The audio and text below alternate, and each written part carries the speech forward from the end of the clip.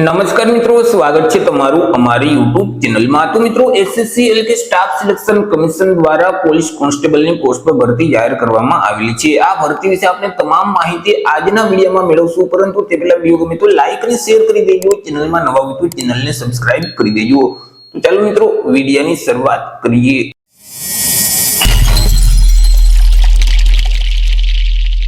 તો મિત્રો, આ જે ભરતીનું નોટિફિકેશન છે તે એસએસસી એટલે કે સ્ટાફ સિલેક્શન કમિશન દ્વારા બહાર પાડવામાં આવ્યું છે। અહીં એસએસસી દ્વારા દિલ્હી પોલીસ કોન્સ્ટેબલની પોસ્ટ પર ભરતીની જાહેરાત કરવામાં આવેલી છે। તો સૌથી પહેલા આપણે વાત કરી લઈએ કંઈક અગત્યની તારીખ વિશે।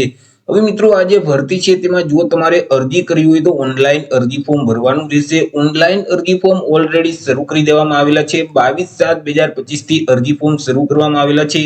22/7/2025 થી લઈ અને 21/10/2025 સુધી તમે ઓનલાઈન અરજી ફોર્મ ભરી શકશો। ઓનલાઈન અરજી ફોર્મ એસએસસી ની જે ઓફિશિયલ વેબસાઇટ છે એટલે કે ssc.gov.in નામની જે વેબસાઇટ છે તે વેબસાઇટ ઉપર જઈ તમે 21/10/2025 સુધી ઓનલાઈન અરજી કરી શકશો। તે સિવાય મિત્રો, અહીં જે પરીક્ષા ફી છે તે પણ તમારે ઓનલાઈન જ ભરવાની રહેશે। તમે 22/10/2025 સુધી ઓનલાઈન પરીક્ષા ફી છે તે ભરી શકશો। તે સિવાય મિત્રો, અહીં જો ફોર્મ ભરતી વખતે કોઈ પણ પ્રકારની ભૂલ થઈ હોય અને તમે તેમાં સુધારો કરવા માંગતા હોય તો તમે પેમેન્ટ કરી અને તમે મિત્રો ફોર્મમાં સુધારો છે તે કરી શકશો। 29/10/2025 થી લઈ 31/10/2025 ના સમયગાળા દરમિયાન તમે જે ફોર્મ ભરેલ છે તેમાં જો કોઈ પણ પ્રકારની ભૂલ થઈ હોય તો તમે સુધારી શકશો। એ મિત્રો, સૌથી પહેલા જે પરીક્ષા કોમ્પ્યુટર બેઝ લેવામાં આવશે તે પરીક્ષા અંદાજે ડિસેમ્બર 2025 અથવા તો જાન્યુઆરી 2025 માં લેવામાં આવશે। વાત કરી લઈએ મિત્રો જગ્યા વિશે કે કુલ કેટલી જગ્યા છે અને કેટેગરી મુજબ કેટલી જગ્યા રહેશે, તો કે કુલ 7565 જેટલી જગ્યા પર આ ભરતી જાહેર કરવામાં આવેલી છે। આ જે 7565 જગ્યા છે તેમાંથી સામાન્ય વર્ગના ઉમેદવાર માટે 3174 જેટલી જગ્યા રહેશે। ઈડબ્લ્યુએસ કેટેગરીના જે ઉમેદવાર છે તેમના માટે 756 જેટલી જગ્યા છે। ઓબીસી કેટેગરીના જે ઉમેદવાર છે તેમના માટે 1608 જેટલી જગ્યા રહેશે। એસસી કેટેગરીના ઉમેદવાર માટે 1386 જેટલી જગ્યા, જ્યારે એસટી કેટેગરીના જે ઉમેદવાર છે તેમના માટે 641 જેટલી જગ્યા રહેશે। આવી રીતે કુલ 7565 જેટલી જગ્યા પર આ કોન્સ્ટેબલની પોસ્ટ પર ભરતી જાહેર કરવામાં આવેલી છે। વાત કરી લઈએ પે સ્કેલ એટલે કે પગાર ધોરણ વિશે કે ઉમેદવારોને કયા પગાર ધોરણ મુજબ પગાર આપવામાં આવશે, તો ઉમેદવારોને પે મેટ્રિક લેવલ 3 મુજબ પગાર છે તે મળવાપાત્ર થશે। એટલે કે ₹21,700 થી લઈ 69,100 નું જે પગાર ધોરણ છે તે મુજબ ઉમેદવારોને પગાર આપવામાં આવશે। વાત કરી લઈએ એજ લિમિટ એટલે કે વયમર્યાદા વિશે કે અરજી ફોર્મ ભરવા માટે ઉમેદવારની ઉંમર કેટલી હોવી જોઈએ, તો કે ઉમેદવારોએ 1 જુલાઈ 2025 ને ધ્યાનમાં રાખી પોતાની ઉંમરની ગણતરી કરવાની રહેશે। 1 જુલાઈ 2025 ના રોજ ઉમેદવારની જે ઉંમર છે તે ઓછામાં ઓછી 18 વર્ષ અને વધુમાં વધુ 25 વર્ષની હોવી જોઈએ। જો આપણે જન્મ તારીખને ધ્યાનમાં લઈએ તો ઉમેદવારનો જે જન્મ છે તે 2/7/2000 થી લઈ અને 1/7/2007 ની વચ્ચે થયેલ હોવો જોઈએ। પરંતુ અહીં જે અનામત વર્ગના ઉમેદવાર છે તો તેઓને સરકારશ્રીના નિયમ અનુસાર ઉંમરમાં છૂટછાટ આપવામાં આવશે। જેમ કે એસસી અને એસટી કેટેગરીના ઉમેદવાર છે તો તેઓને 5 વર્ષની ઉંમરમાં છૂટછાટ મળવાપાત્ર થશે। ઓબીસી કેટેગરીના જે ઉમેદવાર છે તો તેઓને 3 વર્ષની ઉંમરમાં છૂટછાટ આપવામાં આવશે। તે સિવાય છેલ્લા 3 વર્ષમાં રાજ્ય કે કેન્દ્ર લેવલે રમતગમતમાં ભાગ લીધેલ હોય તો તેવા ખેલાડીઓને 5 વર્ષની ઉંમરમાં છૂટછાટ છે તે આપવામાં આવશે। માજી સૈનિક છે તો તેઓએ જે સંરક્ષણ સેવા બજાવેલ છે તે ઉપરાંત 3 વર્ષની ઉંમરમાં છૂટછાટ મળવાપાત્ર થશે।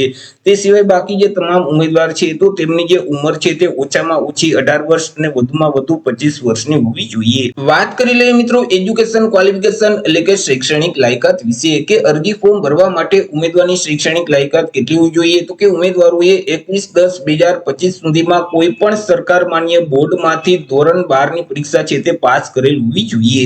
જે ઉમેદવારોએ ધોરણ 12 ની પરીક્ષા પાસ કરેલ છે તે ઉમેદવાર આ ભરતીમાં અરજી ફોર્મ ભરી શકશે।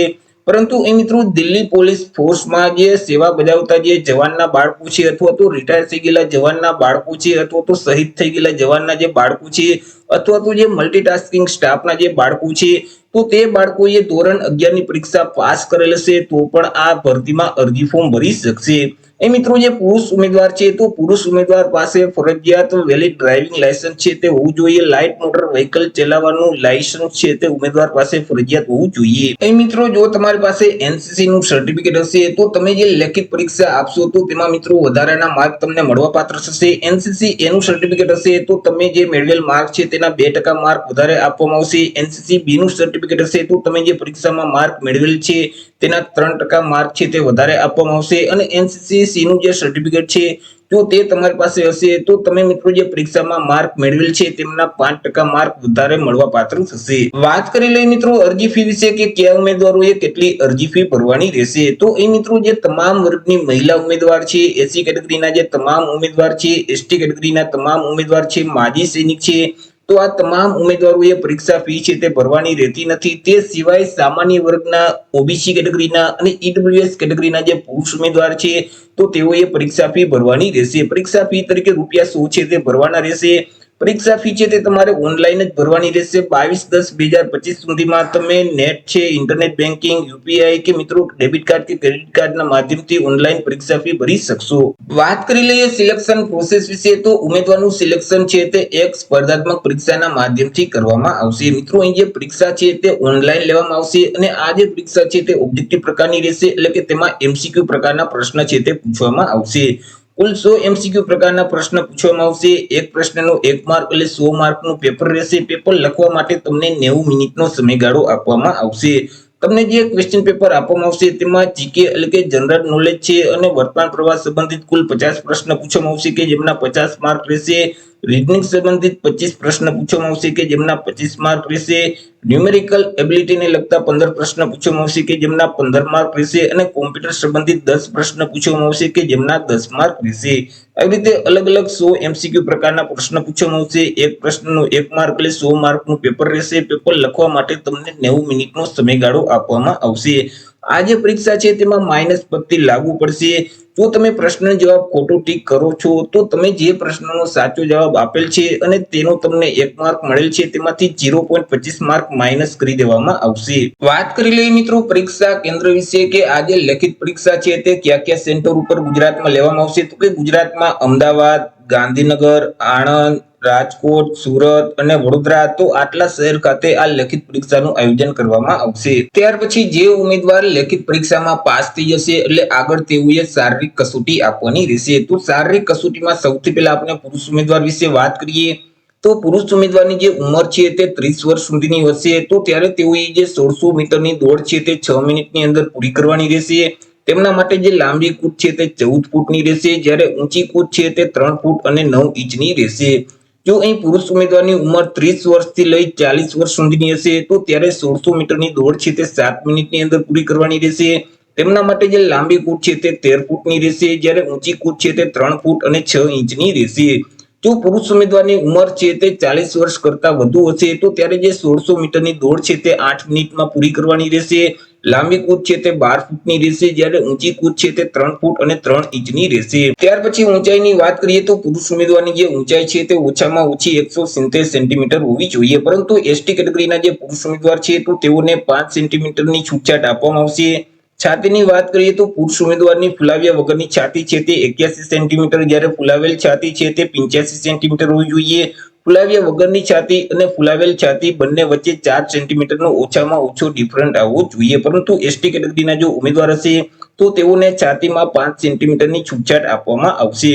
હવે વાત કરી લઈએ આપણે શારીરિક કસોટીમાં મહિલા ઉમેદવાર વિશે તો અહીં મહિલા ઉમેદવારની જે ઉંમર છે તે જો 30 વર્ષ સુધીની હશે તો ત્યારે જે 1600 મીટરની દોડ છે તેઓએ 8 મિનિટમાં પૂરી કરવાની રહેશે। લાંબી કૂદ છે તે 10 ફૂટની રહેશે જ્યારે ઊંચી કૂદ છે તે 3 ફૂટની રહેશે। તે સિવાય મહિલા ઉમેદવારની ઉંમર છે તે 30 વર્ષથી 40 વર્ષ સુધી હશે તો ત્યારે મિત્રો 1600 મીટરની દોડ છે તે 9 મિનિટમાં પૂરી કરવાની રહેશે। લાંબી કૂદ છે તે 9 ફૂટની રહેશે જ્યારે ઊંચી કૂદ છે તે 2 ફૂટ અને 9 ઇંચની રહેશે। જો મહિલા ઉમેદવારની ઉંમર છે તે 40 વર્ષ કરતા વધારે હશે તો 1600 મીટરની જે દોડ છે તે 10 મિનિટની અંદર પૂરી કરી દેવાની રહેશે।